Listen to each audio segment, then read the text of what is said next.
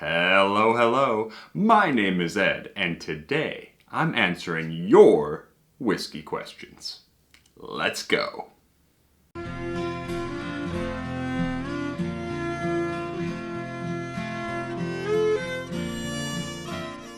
Alright, so recently this channel has seen a lot of new subscribers, particularly people who are not so familiar with whiskey. New people who are just starting out on their whiskey journey. So in addition to my Whiskeys for Beginners series, which you can see somewhere up here, I also put out a post recently asking for people's #1 whiskey questions. What is the most pressing topic that you would like addressed on this show? And I got a ton of responses, some of which I think I'm actually going to make into full-length videos just covering that topic. Because there were a couple that are like, what are the different types of wood that are used for barrels and how do they affect whiskey?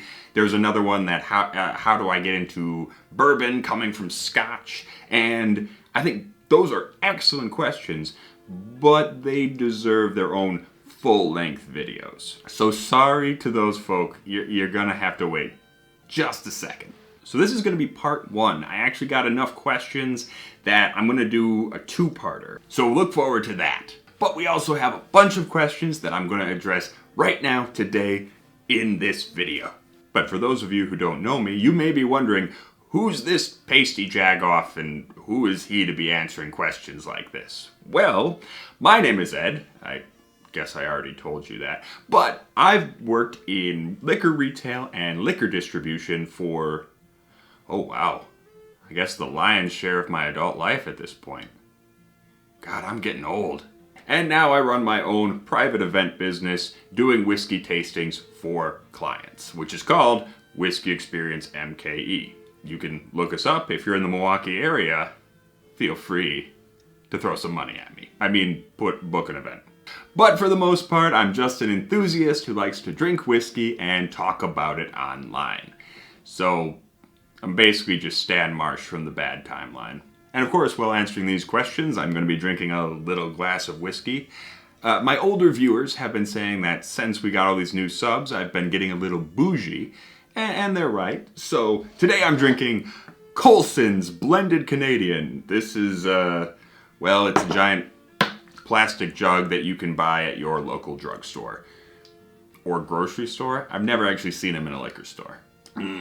Tastes like shoe polish and caramel. Alright, first question from Juan V. How does one learn to appreciate a good whiskey? Did you just wake up one day and like it?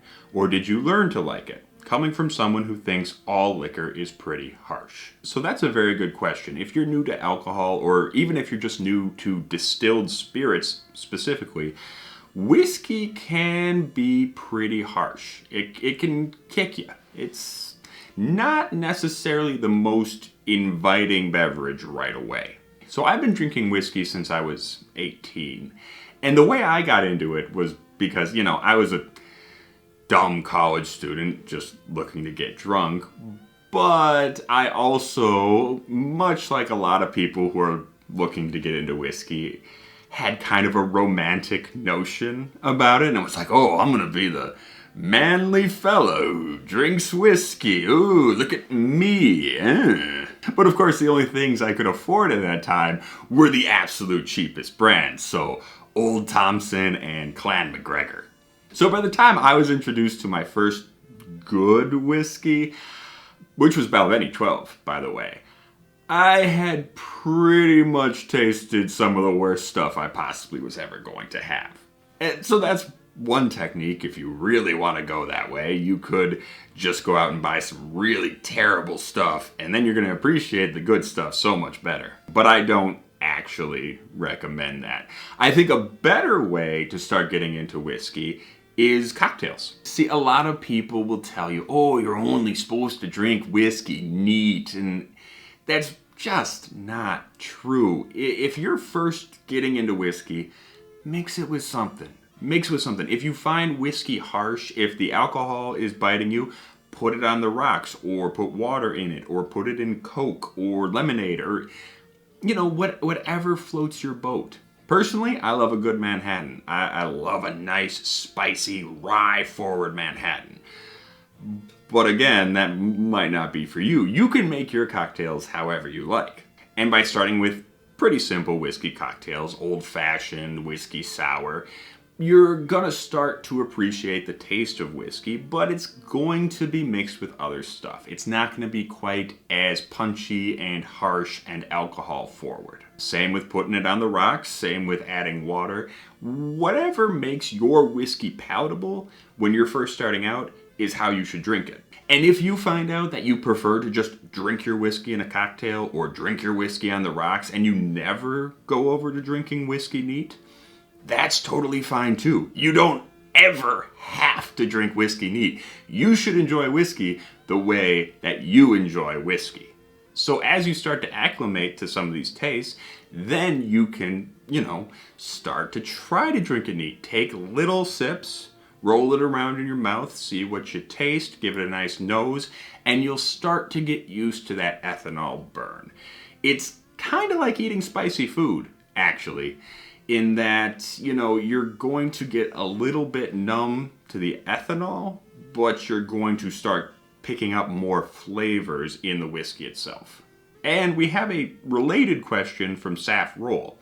Is there anything I can or should do to improve my palate for tasting whiskey beyond just trying lots of different ones?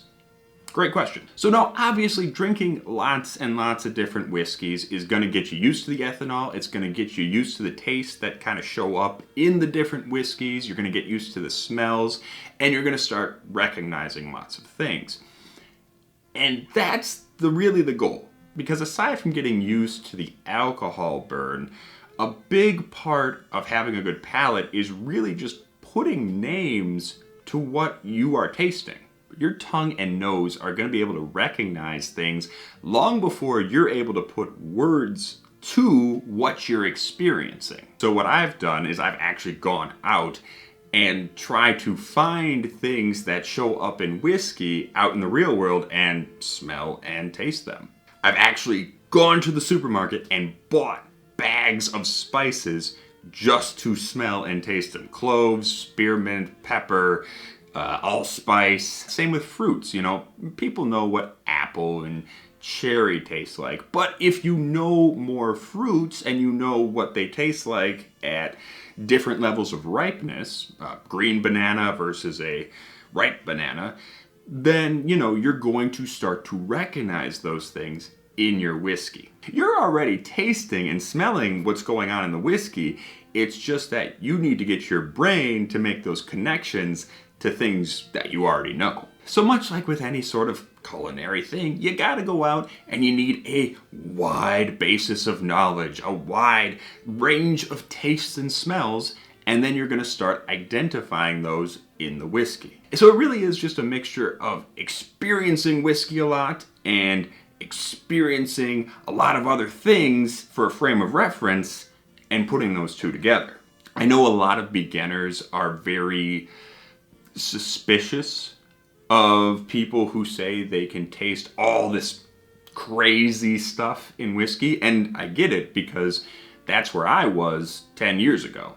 I used to watch Ralphie videos and I'd be like, what the hell is he talking about? He's getting all these flavors and what? No, I don't taste anything like that. Partially because I was drinking Drek, but also because both my tongue was not experienced enough, it hadn't experienced enough whiskeys, and also because I didn't have that reference level yet to really appreciate what was going on in the whiskey. So I would say for a particular whiskey, see what people are saying about it. See what notes people are getting. And then go to a grocery store, see if you can't find those particular items, smell and taste them, come back to the whiskey, and see if they're there. But do remember, everyone's palate and everyone's nose are different. So what you taste and smell could be very, very different from what I taste and smell. So using other people as a reference is not a bad idea. It might help you start to recognize things. But at the end of the day, whatever you taste and smell in your whiskey is 100% correct. So if I say, oh, well, this tastes like, a basic whiskey note, caramel. I think this tastes like caramel. And you say, well, no, it tastes like dragon fruit and old tires. I can't say you're wrong. That's what you taste. That's your palate. So whatever made you think that's dragon fruit and old tires, that's in there. That's in there. Basically, don't let anyone ever tell you your tasting notes are wrong. Whatever you taste, whatever it makes you think of, that's what it is. Alright, so here's a good one. Rolando Ramirez asks, is it ever worth paying secondary market prices for allocated whiskeys? Can I really justify paying $1,500 for some pappies? No. For those of you who don't know, there's a lot of what are called allocated whiskeys these days. Whiskeys that the supply does not meet the demand. So there are a very small amount of bottles allocated to each market. So a lot of people can't get these whiskeys where they would usually buy booze, the primary market, liquor stores, grocery stores, what have you. So a secondary or black market has grown on the internet of people finding allocated bourbons or other whiskeys. It's pretty much always bourbon though, and reselling it. The prices can get absolutely astronomical, way, way beyond MSRP. In my opinion, it's all bullshit. It's all hype. It's you're paying all that money because it's hard to find this shit. It's not because that shit is so amazing that you need to spend $1,000 on it. No. I understand that some people like the secondary market because, oh, well, it gives me access to, bourbon I might not get otherwise. Stuff that isn't in my state. But on the other hand, you have these fucking terrorists who are just profiteering off of people's love of bourbon. There are people who go out and buy allocated bourbon from unscrupulous liquor stores before the bourbon gets out on the shelf. They just buy it straight from the back room just to go and resell it. These people are complete bastards. Not to mention, this whole thing's also illegal. I mean, you really don't see people getting arrested for it, but it is against the law. It's a victimless crime, right? It is a victimless crime. However, what's not a victimless crime is all the people who get scammed. There are so many people selling fake whiskey online. And especially for newbies, you might not be able to tell what's what. My opinion, fuck the secondary market. Don't bother with that shit. I know people want to try the really rare stuff, but I don't. The whole thing is so grimy and weird. And honestly, a lot of those allocated bourbons that you want to go on and buy there, they're just hype. People get themselves so hyped up and so crazy about getting pappy. And listen, I've had more pappy than I think the average person ever has over the course of the years. I've had quite a bit of pappy. It's not worth it. Not like that. Okay? It's good.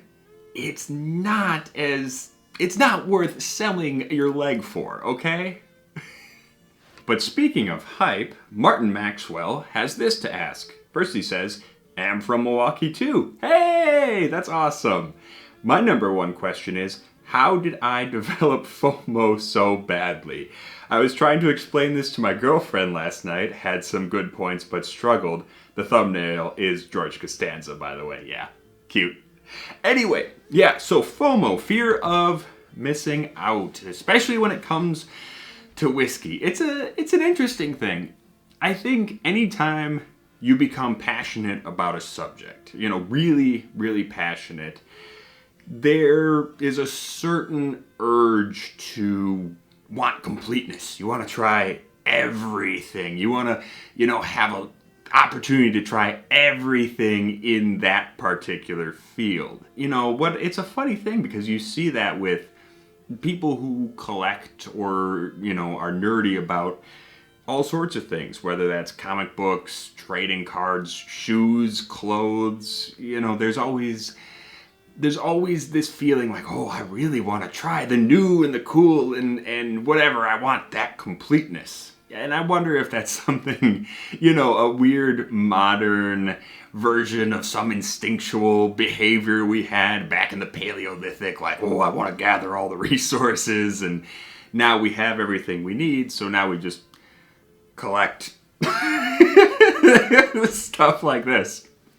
But right now with whiskey, and in particular those allocated whiskeys, and in America, bourbon in particular, there's just so much hype and there's so much excitement. And it's infectious. It's infectious. And that's not necessarily a bad thing, because the more people get excited about this stuff, the more money that goes to distilleries to make cool things. There certainly is an unfortunate side to it, though, in that people are getting so desperate and so crazy for certain products that are very hyped up. And the thing to remember with any industry, and whiskey is no different, is that people profit from getting things hyped up. Whether that's the producer themselves, the distributor, even someone like me who is just talking about this stuff.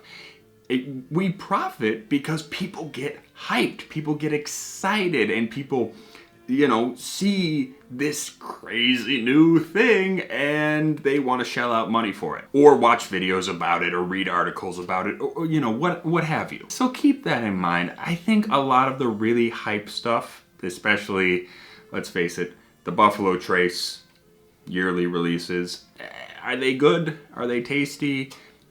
Sure. Are they worth the craziness that people go through to get some? I don't think so. And I do have to say, back when I was working retail, it would piss me off when someone would come in, ask for an allocated whiskey, pretty much always Blanton's, because, Blanton's. And when they were told that we didn't have it, they would just leave. They wouldn't look at other whiskeys. They wouldn't even consider things that might be excellent, things they hadn't heard of. That kind of myopic focus on these allocated whiskeys is really unfortunate. Really unfortunate, because there's so many good available brands out there that people could be trying and people could be enjoying, but they're focused on the ones that they're worried about missing out on. And I know for some people, the hunt is the fun. People really love to go out and hunt for allocated whiskeys and try to find these things. And that's the game for them. That's part of their enjoyment of whiskey. So I don't want to poo-poo that. I don't want to say you shouldn't go and hunt for whiskey if that's what you enjoy doing. I do think we just have to have a somewhat wider perusal of our options, right? We need to give other brands a chance and experience whiskey more fully, instead of just worrying about, what am I missing out on? But that's just my 2 cents. Paul Brian Bell asks, how many units a week do enthusiasts drink by U.S. National Institute of Health standards? Seems like taboo subject, but might go a long way towards helping new whiskey lovers moderate and reduce harm while still enjoying the ride. I think this is a fantastic question. I love this question so much, because it is a little taboo. People don't like to talk about how much you should or should not be drinking, because suddenly it gets into a discussion of, alcoholism, and it gets medicalized very quickly. Now, certainly in the past, especially as a young man, I drank way too much. I was getting a little crazy with my drinking.